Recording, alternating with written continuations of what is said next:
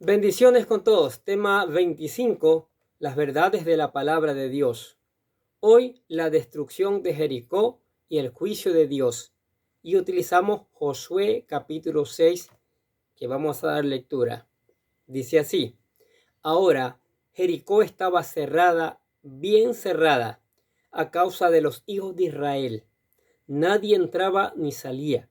Mas Jehová dijo a Josué: Mira, yo he entregado en tu mano a Jericó y a su rey, con sus varones de guerra.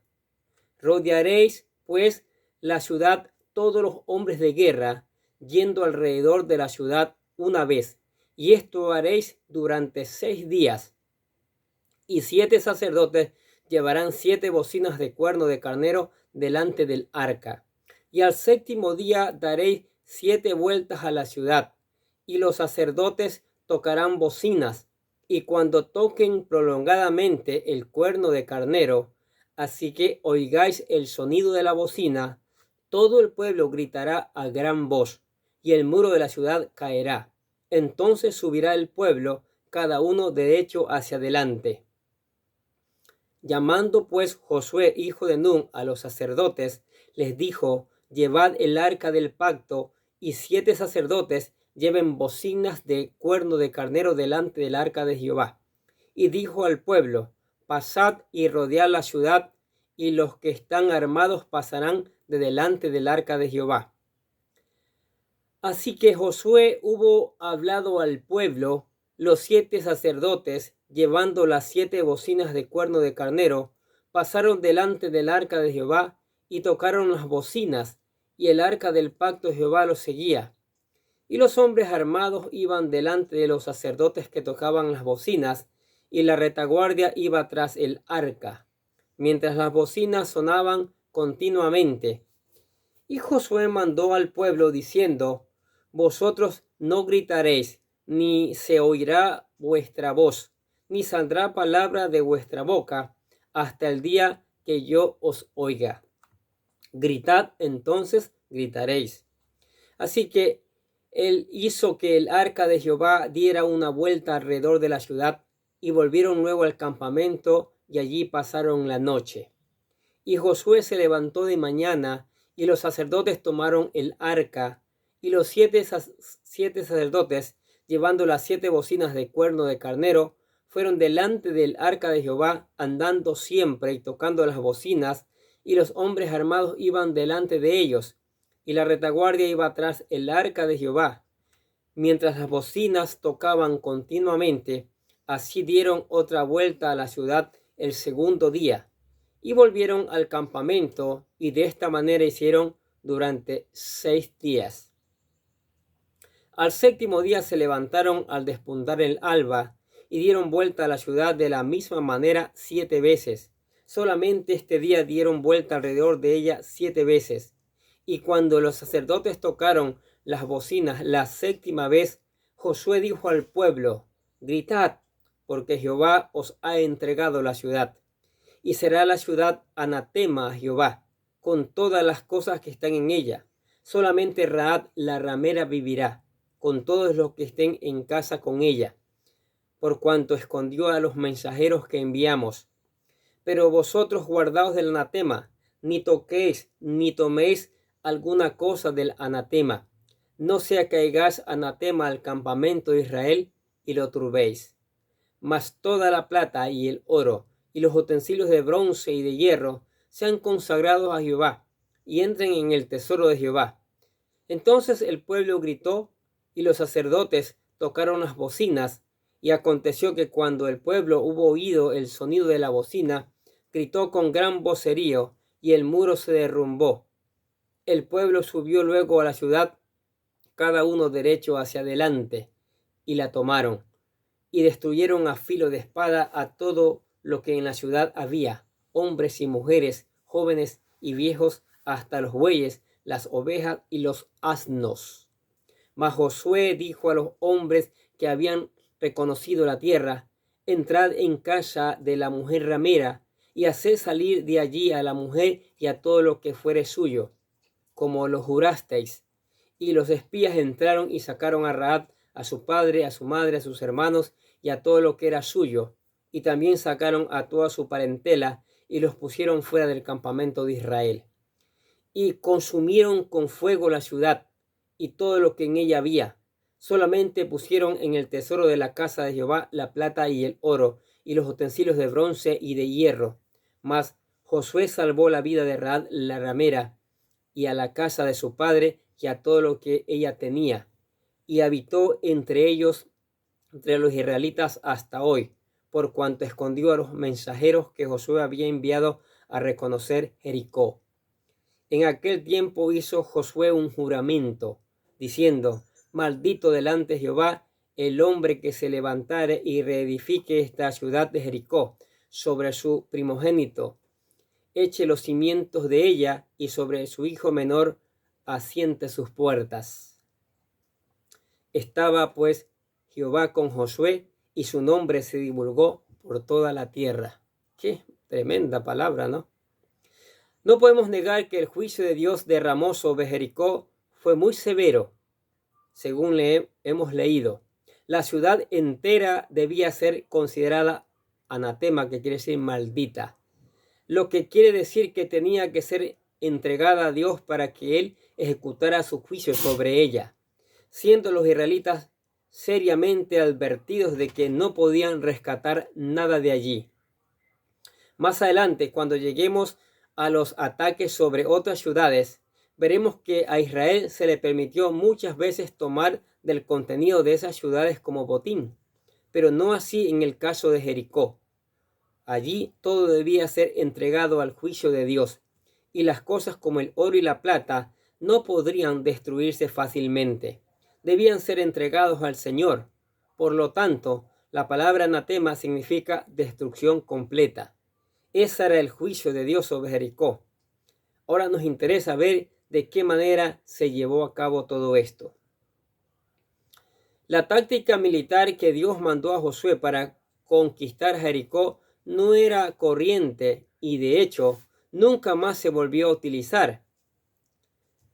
En Josué capítulo 6 leemos que los sacerdotes debían traer el arca, los hombres de guerra colocándose delante de ellos junto a 7 varones con trompetas, y el pueblo marchar detrás durante 7 días rodeando las murallas de Jericó mientras tocaban las trompetas sin intentar atacarles.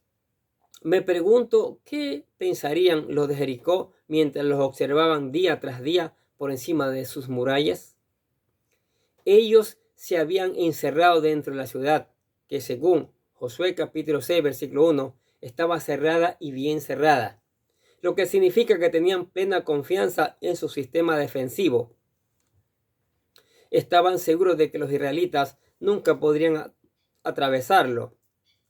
Así que el problema que se planteaba a los israelitas era cómo entrarían ellos y cómo entraría Dios mismo para poder así ejecutar sus juicios.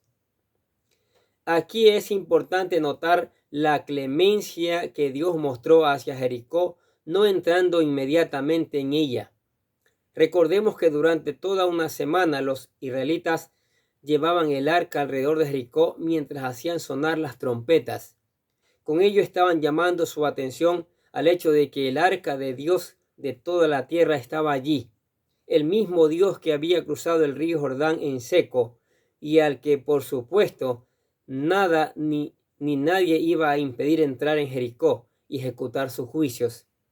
Esta debía ser para ellos una evidencia importante. Si Dios era capaz de obrar un milagro en la naturaleza y hacer que el río Jordán se abriera, ¿qué le podría impedir entrar en Jericó? Asimismo, nuestro cometido, como el de estos israelitas que llevaban el arca, el de proclamar la resurrección del Señor Jesucristo. Tenemos que proclamar. En este sentido, vamos a escuchar a Pablo hablando a los filósofos griegos en Atenas, tal como se nos relata en Hechos capítulo 17, versículos del 22 al 31.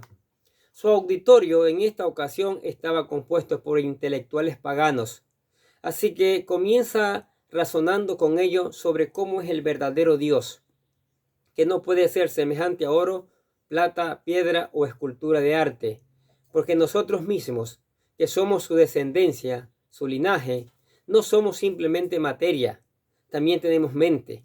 Así que la fuente de donde recibimos todo eso no puede ser menos que nosotros. Pues Pablo continúa explicando que ese Dios es un Dios moral, que va a juzgar a este mundo, lo cual es una buena noticia. ¿Por qué? ¿Quién quiere que la maldad siga adelante para siempre?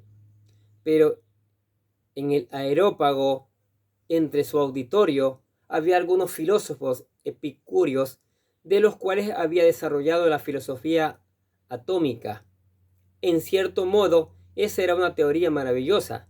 Ellos describían el universo como construido a base de pequeños átomos, de la misma forma que nuestros cuerpos. Así que, cuando nos llegue la muerte, esos átomos se desintegrarán hasta no quedar nada de nosotros, pudiendo esos átomos ser empleados en la formación de otros cuerpos. Según esa teoría, no hay lugar para la resurrección ni cosa semejante. ¿Qué cosa, no? Esta postura, que en un principio era una teoría científica, fue adoptada por el poeta romano Lucrecio, según expone claramente él en el primero de los 5 libros de su poema De Rerum Natura. Lo que más le gustó de esa teoría es que al final no habría juicio después de la muerte y, por lo tanto, estaba libre de cualquier temor. Mucho me temo que igualmente hay muchísimas personas en el día de hoy que abrazan las teorías atómicas evolucionistas porque les interesa creer que la ciencia ha comprobado que no hay un Dios capaz de penetrar en nuestro mundo y cuando morimos tampoco hay otro mundo a donde vayamos a ir. Pero al ahondar en las explicaciones de este planteamiento en la esfera moral, nos encontramos que alguien como Hitler, después de haber cometido millones de asesinatos y haber quebrantado y pisoteado la ley moral de Dios, según esta teoría, quedará sin retribución alguna. Sus delitos no tienen consecuencias y jamás se hará justicia a las personas que sufrieron sus terribles atropellos.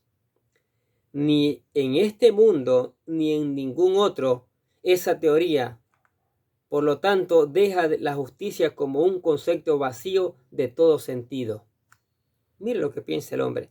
Pero Pablo no ha terminado todavía de hablar a los epicúreos y a los otros filósofos allí presentes. Ahora les va a decir que Dios es un Dios moral y que sí, que va a haber un día del juicio y que toda persona en su juicio cabal debería estar contenta con este anuncio. Pero, ¿qué evidencia hay en que esto va a ser así? Pues escuchemos nuevamente a Pablo haciendo sonar su trompeta. Hechos capítulo 17, versículo 31 dice: Por cuanto ha establecido un día en el cual juzgará al mundo con justicia, por aquel varón a quien designó, dando fe a todos con haberle levantado de los muertos. La resurrección del Señor Jesucristo es la base segura sobre la que la palabra de Dios afirma que sí que habrá un día de juicio. Este es un mensaje glorioso que predicar, un mensaje que en un servidor se ha gozado mucho de poder llevar a la Rusia poscomunista, negando su ateísmo y predicando que la resurrección de Jesucristo es la esperanza para este mundo de que había un día en que se hará justicia. Pero volviendo a los israelitas del tiempo de Josué, que llevaron el arca de Dios de toda la tierra, vemos que ellos también llamaron la atención de los habitantes de Jericó al hecho de que nada podría impedir al Dios que había bajado a lo profundo del Jordán y había salido a la orilla del río, entrar a la misma ciudad de Jericó para juzgarla, por más que ellos pensaran que sus fortificaciones y parapetos se los podía impedir. Jamás. Y nuestro deber es similar al de ellos. Nosotros también debemos anunciar a este mundo que este universo no es una fortificación cerrada, que el Hijo de Dios va a volver para juzgarlo y ejecutar sobre él la ira de Dios, y que solo aquellos que como Rahab acepten la verdad serán salvos en ese día.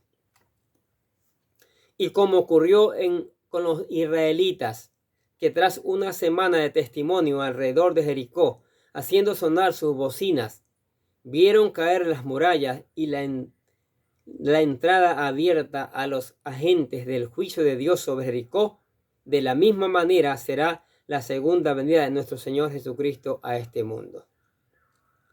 ¿Qué les parecen estas verdades en la palabra de Dios? Los juicios de Dios son determinantes. Los juicios de Dios no van a cambiar. Dios ha destinado un tiempo donde va a juzgar al mundo por su maldad y lo va a hacer. Por supuesto que se puede salvar, por supuesto que puede cambiar a aquel que busca a Cristo de todo corazón, aquel que proclama a Cristo, aquel que le invita a Cristo a vivir en su corazón, aquel que decide cambiar su vida, aquel que decide vivir bajo sus normas. Ya no es el juicio para esa persona. Por eso nos hemos dedicado a hacer estos videos y en cada video ponemos la oración de fe, el cómo llegar a Cristo, para ayudarle, para que usted mañana no esté bajo el juicio de Dios. Mire, los Jericó no quedó nada vivo, nada. Todo fue arrasado, todo fue quemado. Solo Rahab y su familia, porque ellos guardaron a los espías y mañana se arrepintieron, se convirtieron y fueron parte del pueblo de Dios. Le invitamos a ser parte del pueblo de Dios. ¿Sí? Aquí le presentamos la oración de fe que pedimos que la haga con todo su corazón. Dice así: querido Dios, sé que soy un pecador y que nada de lo que hago puede hacerme ganar el cielo o la vida eterna. Creo que Jesucristo murió por mí, derramando su sangre para lavar todos mis pecados para ser redimido, y que se levantó de la tumba al tercer día. Ahora mismo lo recibo como mi Salvador personal, confiando solamente en Él como mi único camino al cielo. Señor Jesús, séllame y lléname con tu Espíritu Santo y escribe mi nombre en el libro de la vida para ser salvo. Y decimos: gracias, amado Padre Celestial, por regalarme la vida eterna. Maravilloso, ¿no? ¿Hizo la oración? Muy bien. Ahora venga la palabra, léala, estúdiela, busque interpretarla con la ayuda del Espíritu Santo para después aplicarla y una vez aplicada, predicarla también. Ore, cante alabanzas y venga a la iglesia para seguir juntos aprendiendo estas maravillosas verdades. ¿Qué les parece? Oremos. Padre, damos gracias por tu maravillosa palabra, Señor. Palabra que cada día nos enseña, palabra que nos infunde aliento, Señor, a saber que tus juicios se van a dar, quiera o no. Tanta maldad que hay en este mundo, tanta robo, lujurias, adulterios, secuestros, vicios, borracheras, drogadicción. Bendito Señor, es inmensa la lista de las perversidades que el ser humano, que nosotros los seres humanos hemos traído a este mundo, Señor. Te pedimos perdón por eso, mi Dios. Pedimos que tu Espíritu Santo lleve esta palabra, Señor, y la gente se arrepienta al saber de los juicios tuyos que son en verdad, Señor. Y que ese arrepentimiento traiga un cambio en la vida de cada ser humano. Y eso se refleje en un cambio en la sociedad, mi Dios, que se pide a grito este cambio, Señor. Oramos, Padre, que tu Espíritu Santo haga germinar esta palabra, que tu Espíritu Santo haga que esta palabra dé fruto abundante, que tu Espíritu Santo haga que esta palabra traiga una cosecha, Señor, quebrantando el corazón de las personas, mi Dios. Espíritu Santo, regálale una porción más tuya a la iglesia que predica tu palabra, por supuesto, a la familia que predica tu palabra, Señor, a todo aquel que escucha tu palabra cada día, Señor. Dale una porción más, Señor, para poder entender, para poder aplicar esta palabra y para poderla predicar, Señor. Nosotros te alabamos y te damos gracias por tu palabra cada día fresca nos enseña, Señor. Te alabamos en el nombre del Señor Jesucristo. Y decimos amén. Y los bendecimos a ustedes que escuchan cada día la palabra de Dios. Sigamos escuchando sigamos poniendo en práctica, sigamos reenviando. Nosotros desde acá les deseamos que tengan un día, pero lleno de bendiciones.